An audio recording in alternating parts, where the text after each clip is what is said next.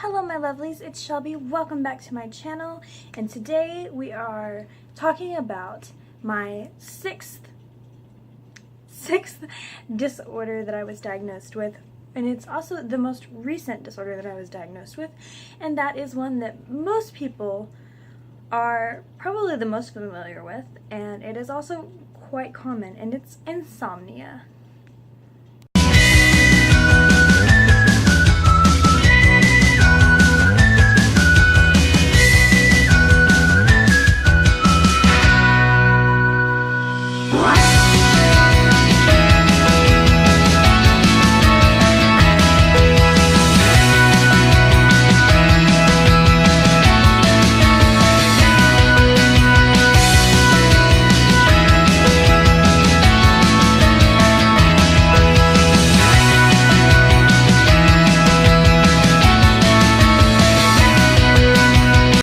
So, insomnia, according to the DSM-5, which stands for the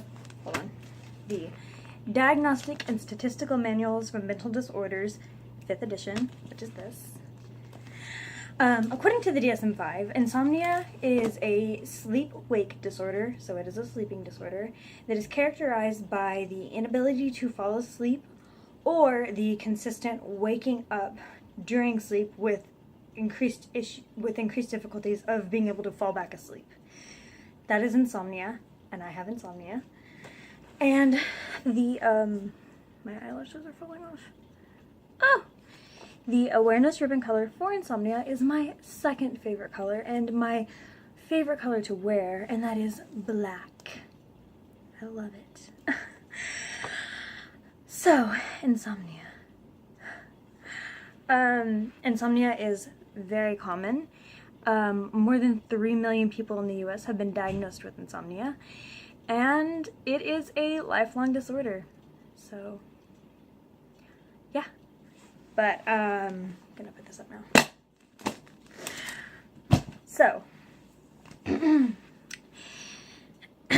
me think. Insomnia is probably one of the most irritating of all of my disorders because I can't sleep. And I've always had issues with sleeping. Like, even whenever I was a baby, I always had issues falling asleep, staying asleep. Even when I was little, I would always wake up in the middle of the night. And what I do is I've kind of conditioned myself to do this, and it's really hard to condition yourself to, like, undo something. But because I've done it for so long, it's what I do is when I wake up in the middle of the night, which I do just about every night, I go and eat. I don't know why, I just do. And so when I wake up in the middle of the night and I try to not go eat, it is increasingly almost difficult for me to fall back asleep if I don't eat. But anyway, so yeah, I've had issues with sleeping my whole life. It only started to get more intense my senior year of high school. I started just having a,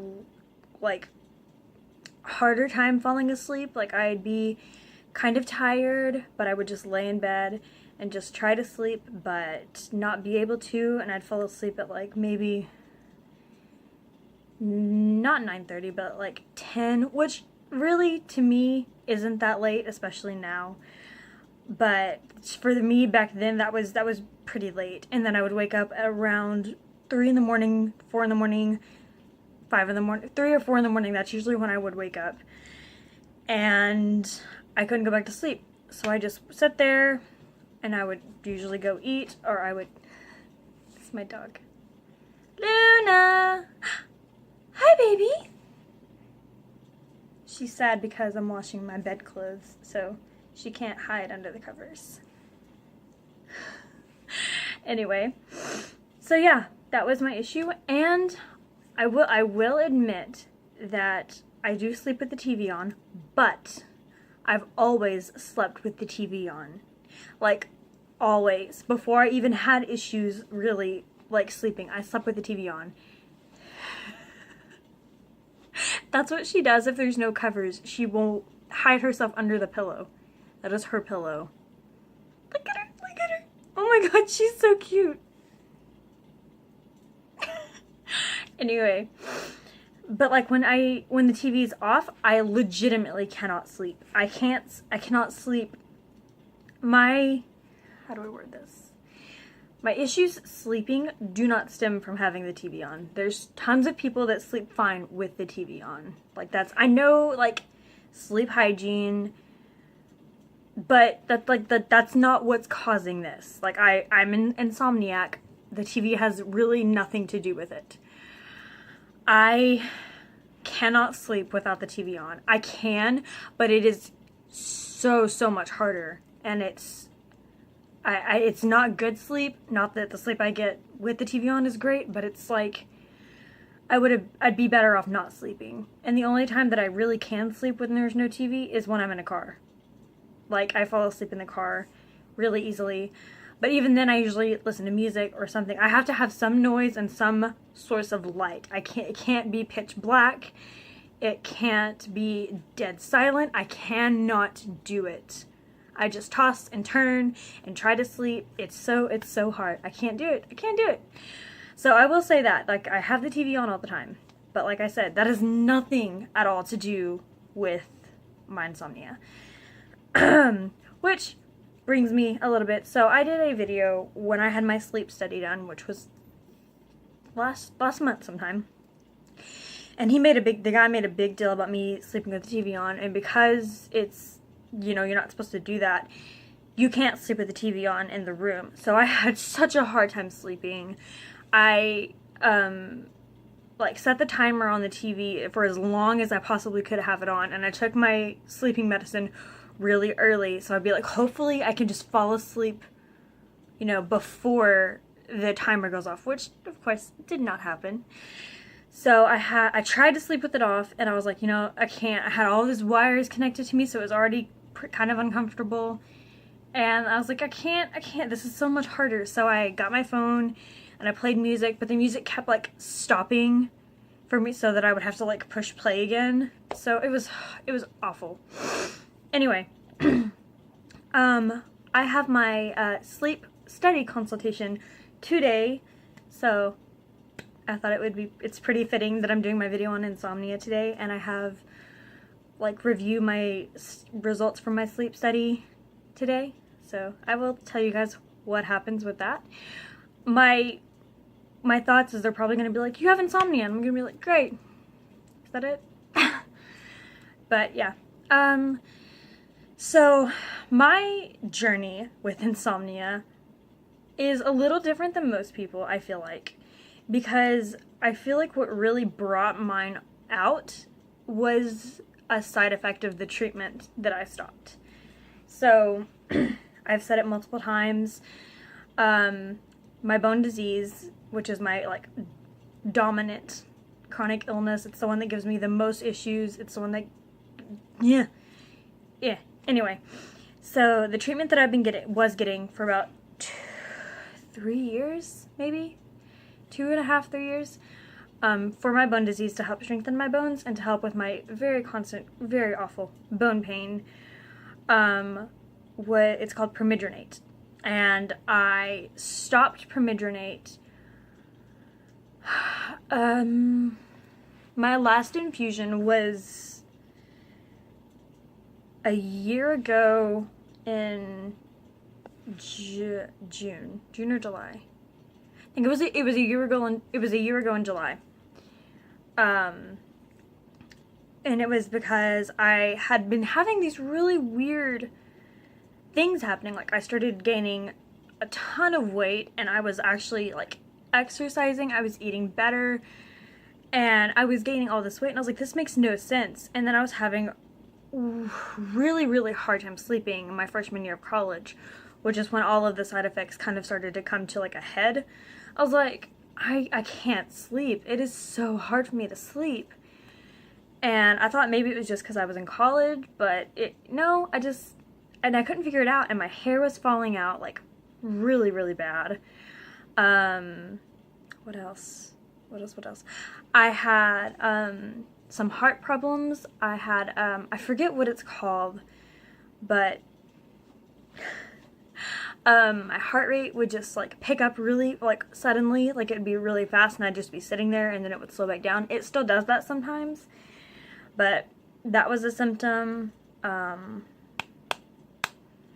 another one and I can't remember what it was. There's actually quite a few more. Anyway, those are the main reasons that I was like, okay, something is wrong. So like something's not right. And I looked up all the things that was going on, and it came up as all these really, really rare side effects of the medicine that I was on. I was like, great. So I stopped my treatment and most of the side effects went away. The weight gain, I lost like 15 pounds like a month or two after I stopped, once the treatment was out of my system, but I'm still having issues losing the rest of the weight. My hair stopped falling out, but my sleeping really didn't go back to normal. And by my sophomore year of college, I was getting maybe 3 hours of sleep a night, which if you know, when you're in college, that does not work.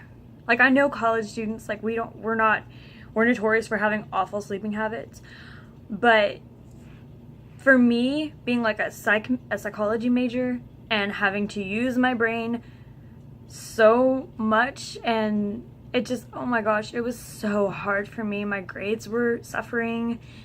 I was just, because I couldn't pay attention because I was so tired, but I couldn't sleep. I would be falling asleep at like 2, 3 in the morning. I would not sleep for like a few days. I wouldn't be able to sleep, and the sleep that I was getting was not good sleep at all. It was not quality sleep. And I was like, oh, this is terrible. I need to do something. And I went to the doctor about, I think in May of this year. And I was like, listen, this is what's going on. I think I have insomnia, because we'd started learning about sleep-wake disorders. And I was like, I have insomnia. I know it. I know it. And they were like, yeah, you have insomnia. So I've been on sleeping pills that are not working that well, because my body adapts to medications abnormally fast. So it builds up an immunity to medications really, really fast. And the medicine they have me on is a very, very low dose. It's 2 milligrams. And it's like almost not working anymore. So that's fun. But yeah, that is my journey with insomnia. And oh, I was gonna mention, there's this, if anyone else has insomnia, there is a company called Insomnia Cookies, and it is amazing. I have not got to use it yet because there's not a Insomnia Cookies close enough to me. The closest one is in Oklahoma City. But what they do is that they deliver fresh, warm cookies to people that have insomnia or people that can't sleep. And they deliver these cookies from like 10 to like 3 in the morning. It's crazy, but it's so cool. So if any of you have insomnia or just have issues sleeping, and like me, you're like, I'm hungry and you want like a warm cookie, Google Insomnia Cookies and see if there's one near you. You can sign up on their website and you get a free, like a coupon for a free cookie. So I would definitely recommend that if any of you are interested. But it's such an awesome, it's so cool. But yep, that is all for today. Thank you guys so much for watching. I hope you like this video. Comment down below if you have any questions, and give this video a thumbs up if you like it. And please don't forget to subscribe to my channel, become a part of my lovely family. And if you want to know whenever I post, hit the bell notification by the subscribe button. Thank you guys so much for watching. Bye!